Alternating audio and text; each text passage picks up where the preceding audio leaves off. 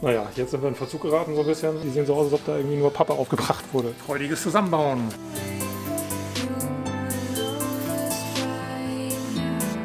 Jetzt kommt wieder Trick 17 oder vielleicht ist es auch Trick 18. So der Moment der Wahrheit. Ne? Also zumindest brauchen wir ein paar Anläufe, bis man es dann kapiert hat. Das erste Mal tanken nach Monaten. Ist ja doch eine ganze Menge Geld, ne? So, was da immer reingeht. Vorne haben sie nur 40 Grad.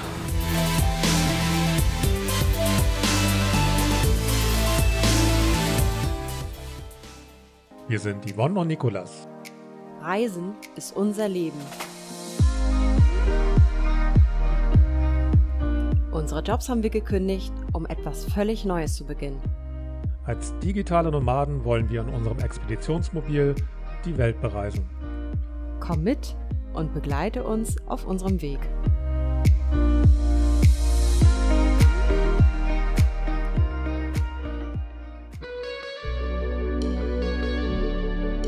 Die Bremsbeläge sind da. Sehr gut. Ein Schritt weiter.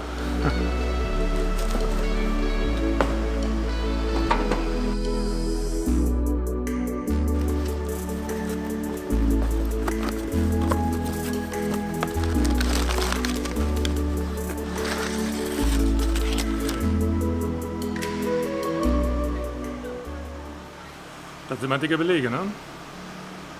Tja, mal gucken, ob die dann auch entsprechend in die... Also sieht vernünftig aus, ne? Also es sieht gut aus. Also haben alles neu gemacht, fundiert das Ganze. Und wie gesagt, ich finde gut, dass sie aufgenietet haben. Und dass sie nicht geklebt sind.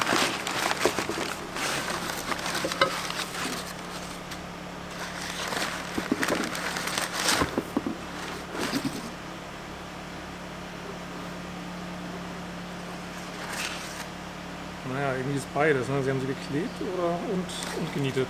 Sehe ich gerade. Zumindest sieht das so aus. Man sieht hier so eine kleine Wulst da. Also mir wurde gesagt, das sind Bremsbeläge von Volvo. Die haben sie dann passend gemacht.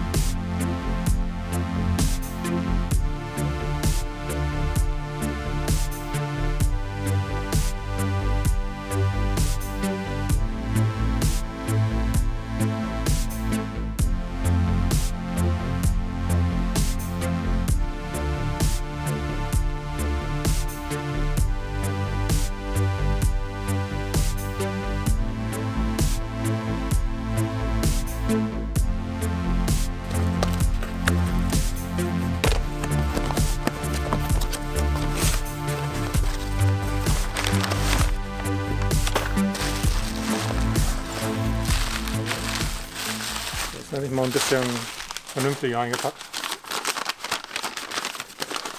Bin ich gespannt. Okay, neue Manschetten sind drauf. Wir hatten vergessen, die alten mitzuschicken.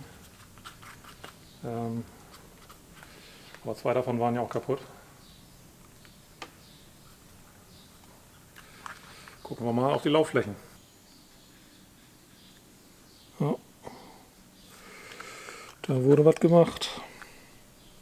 Klar, die Laufflächen sind nicht mehr wie neu, weil er ordentlich Rostfraß hat, aber sind jetzt glatt, sodass der Kolben da drin, wenn er halt irgendwie mal aus irgendwelchen Gründen voll ausfahren sollte, keine Riefen kriegt.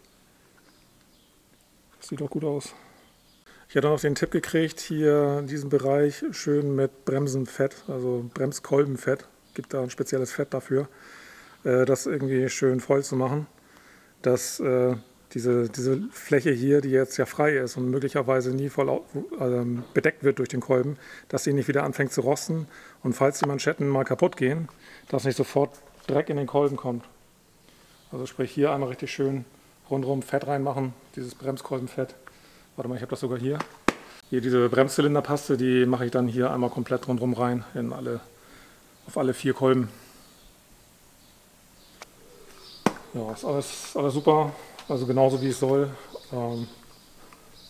Wäre schön gewesen, wenn es gleich von Anfang an so gewesen wäre. Vielleicht beim ersten Mal, dann hätten wir nämlich alles einbauen können schon.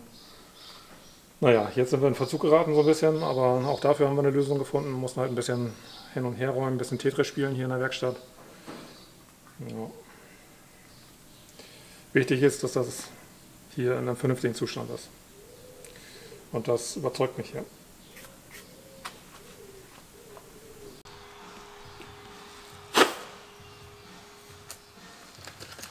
Freudiges Zusammenbauen.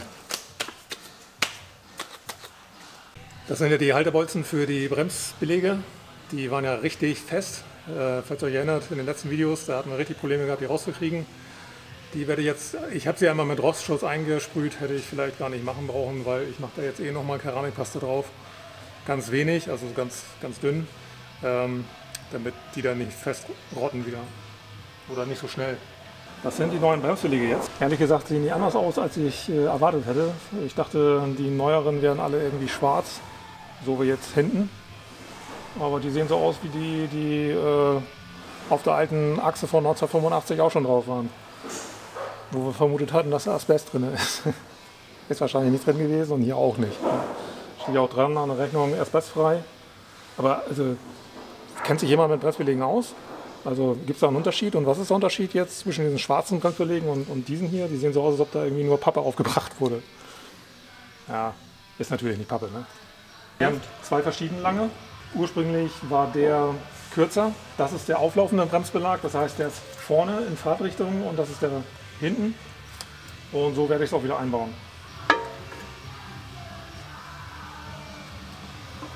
Okay. So soll das sitzen. Also die lassen sich jetzt einfach butterweich da reinsetzen, die Bolzen. Ich habe natürlich auch ordentlich was abgeschliffen. Naja, die werden ja eh noch geklemmt. Lockern oder lösen können die sich nicht. Und das funktioniert jetzt so, dass diese Platte hier unten, da waren ja so Nuten drin in den Bolzen, von unten reingeschlagen wird. Und dann mit einer Schraube, wie habe ich sie? Ich schätze mal die hier. Und so einer Sicherung.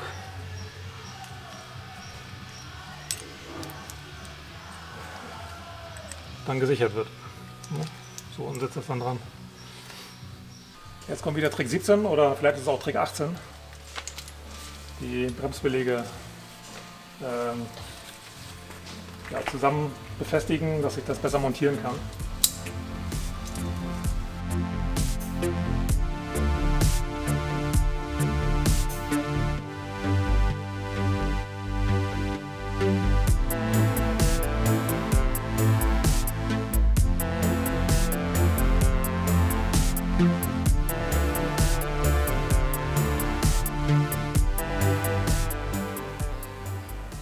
Also im Prinzip so, wie wir es ausgebaut haben, umgekehrte Reihenfolge, bauen wir es auch wieder rein.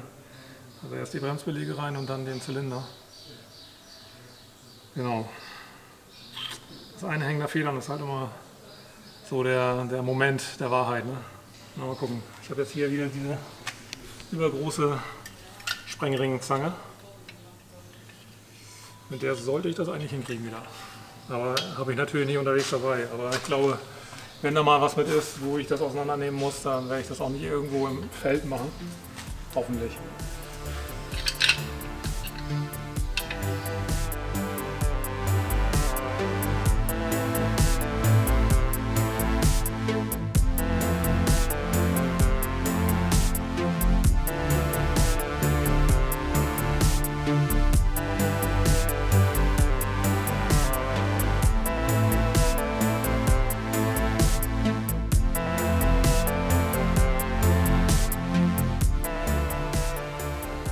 Gut, das war's.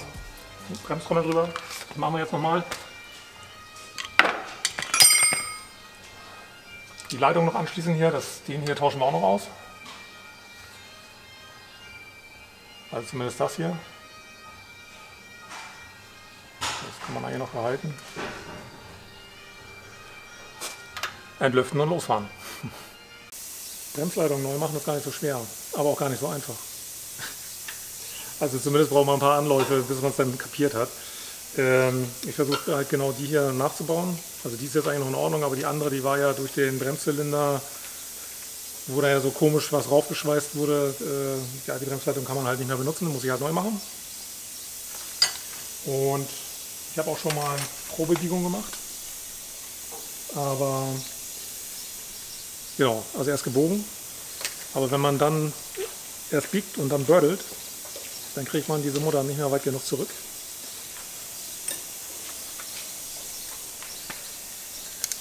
Um das in das Bördegerät einzuspannen. Erster Fehl. Also eigentlich schon der dritte, aber na gut. Das ist so ein Bördegerät. Da spannt man die Leitung ein, dreht die ordentlich fest. Vorher sehen, dass man die Muttern drauf hat. Die richtige Länge sägen, die man braucht, inklusive der Biegung. Also macht es Sinn, das vielleicht schon mal vorher gebogen zu haben, um zu wissen, wie lange man die Leitung braucht. Und dann schraubt man das hier rein. Natürlich den richtigen Konus wählen. Und durch das Reinschrauben wird das dann weiter aufgebogen. Und das sieht dann nachher so aus.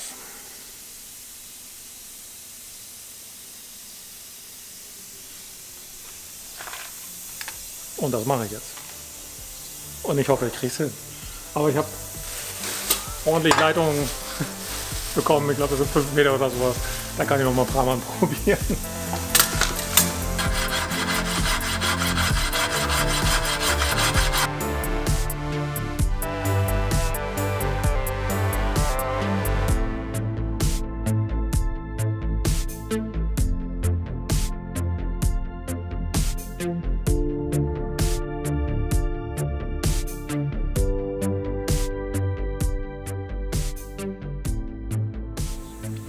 Ja, diese kleinen Dinger, die haben mich mal eben, ich würde sagen, eine Stunde gekostet. Ich weiß nicht, wie viele Versuche ich hier gebraucht habe, aber war halt ein bisschen Fummelarbeit wieder. Ne?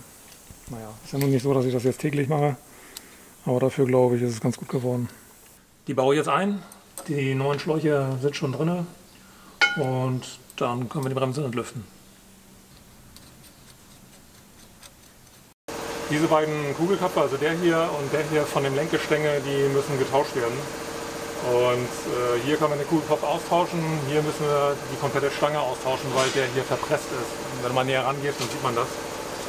Der hat halt hier, wenn man oben rauf gehst, dann sieht man hier so ein bisschen diese Riffel hier. Der ist halt in der Stange verpresst, deswegen können wir den nicht einfach tauschen, sondern die ganze Stange muss getauscht werden. Naja.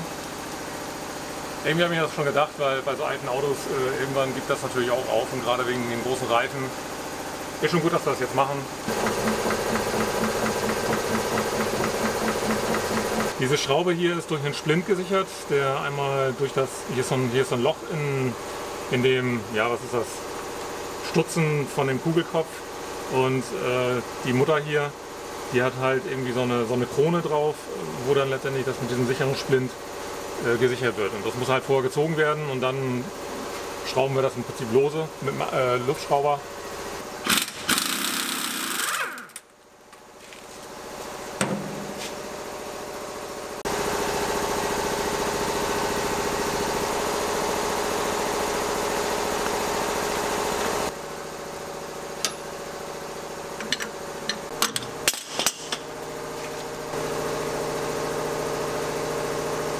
Wie würde man das denn jetzt im Gelände machen, wenn man keinen Abzieher hat? Einen Hammer draufhauen? Oder? 25, 94, 26. Und wenn du lenkst jedes Mal, macht die Kugel eine Lenkbewegung. Und dadurch entsteht dann Verschleiß. Ja. Jetzt ist der bei dem ist er federbelastet, das ist nicht bei jedem so. Ja. Und wenn das Ding verschlissen ist, sag ich mal, dann kriegst du erstmal ein Höhenspiel und dann ein Lenkspiel. Höhenspiel ist nicht ganz so schlimm, aber Lenkspiel geht gar nicht. Wenn das zu sehr verschleißt hier oben der Rand, kann dir passieren, dass die Kugel rausfällt. Also da So ist das vom Aufbau her. immer gut fetten. Genau. Und Sand und Staub sind natürlich Gift. Ne? Na gut. Du solltest darauf achten, dass die Staubschutzkappen, das ist eigentlich das eigentliche Verschleißteil, dass die nie kaputt sind. Wenn, solange der Schmiernippel unten drin sitzt und dicht ist und die Staubschutzkappe dicht ist, kann da kein Dreck reinkommen. Ja. Wenn die Staubschutzkappe kaputt ist, ja, dann ist ruckzuck Dreck drin, dann läuft Wasser rein, dann fängt es an zu rosten und dann geht es also exorbitant schnell. Ja. Und wie fest zieht die jetzt? Ja, zieh mal bis heute meins.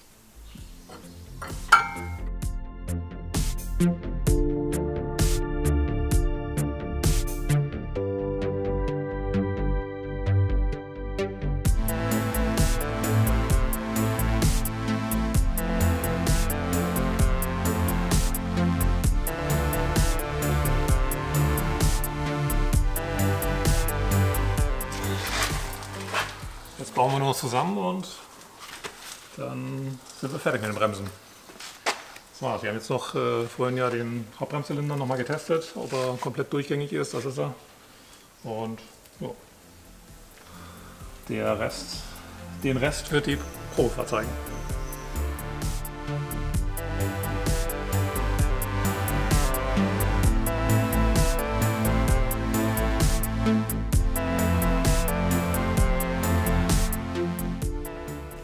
Das Ding ist auch richtig hilfreich hier. Ich habe das jetzt schon so häufig benutzt.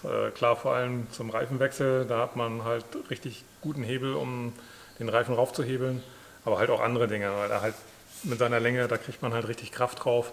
Und es gibt so viele Sachen, wo du einfach einen Hebel brauchst, wo du einfach mal irgendwie irgendwas auseinanderdrücken musst. Ne? Und da ist dann vielleicht, wenn du mal irgendwie einen Stein beiseite machen musst, mit dem kriegst du es hin. Ne? Ja, und dann habe ich auch noch den kleinen 600er, mit dem zum Beispiel kann ich halt die Bremsbacken auseinanderdrücken, um dann da irgendwie an den Bremszylinder ranzukommen und sowas. Also die sind schon ihr Geld wert. Rate mal, was jetzt kommt. Der Running Gag, der Drehmomentverstärker.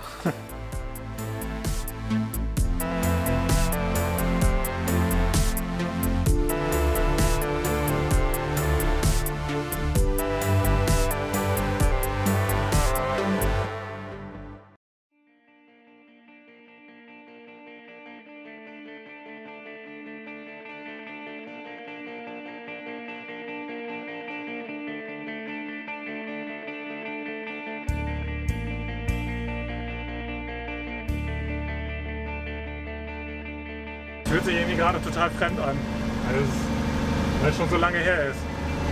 Also total ungewohnt.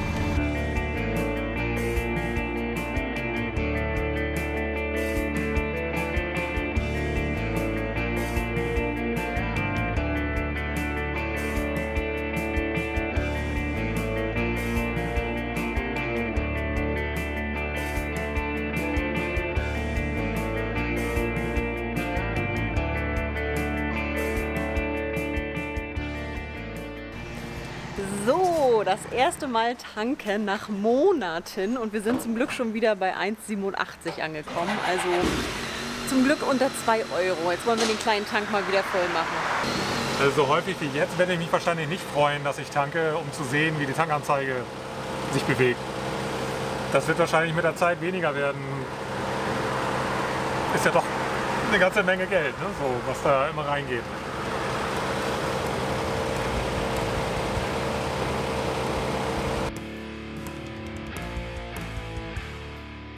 Dieses Thermometer, das ist so ein Laserthermometer, hatte ich mir extra gekauft dafür, jetzt, um immer zu überprüfen, ob die Bremsen auch nicht so heiß werden oder auch Motor oder was auch immer. Dann brauche ich da nicht mal drunter kriechen. Ja, ist alles gut.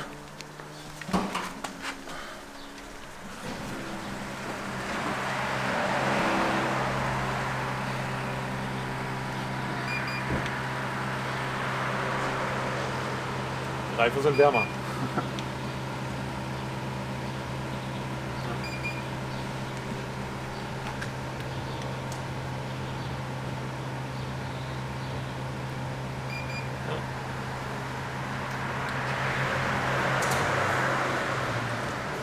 Ist gut, läuft.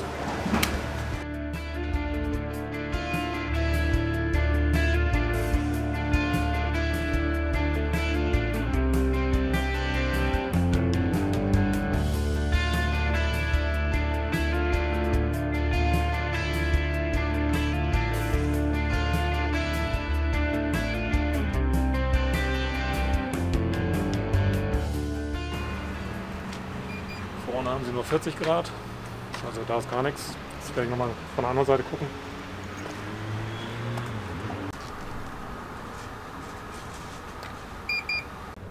Sie kommen ja hier nicht direkt auf die Trommel rauf, sondern nur an das wie heißt das Blech noch? Naja, da wo die Bremszylinder dran sind. Das sind nur 40 Grad. Ich denke, das ist alles gut.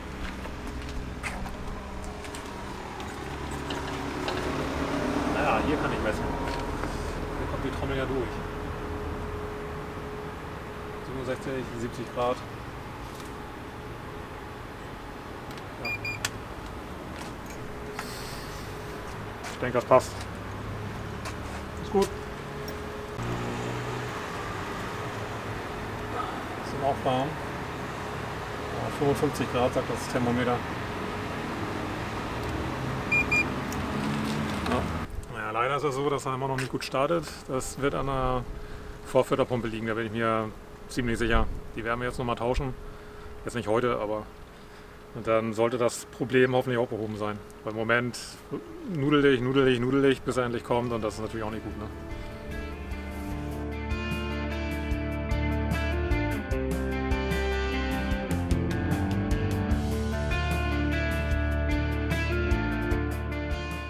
Die Testfahrt ist ganz gut gelaufen. So ein paar kleinere Dinge sind nur aufgefallen. Die Bremsen, das läuft ganz gut. Er zieht so ein bisschen leicht nach links, aber das wird sich, glaube ich, noch geben. Muss man halt mal ein bisschen weiter beobachten. Die Pumpe, das werden wir auch erstmal noch weiter beobachten. Zuletzt war das so, dass er dann doch noch besser startete. Vielleicht ist doch noch irgendwie Luft im System, die sich irgendwie erstmal rausarbeiten muss. Und ja, tauschen können wir sie ja immer noch. Ja, ansonsten, wir sind jetzt endlich draußen. Genau, wir stehen nicht mehr in der dunklen Halle, sondern wir übernachten jetzt hier direkt an der Pferdekoppel in der Natur. Das ist total schön, so nach 8 Wochen endlich mal wieder Sonnenlicht zu sehen. Genau. Und hier wird dann auch die letzte Reparatur wahrscheinlich nächste Woche gemacht, ne? Ja, wir haben noch das Lenkgestänge, was noch gemacht werden muss. Das habe ich jetzt auch schon bestellt.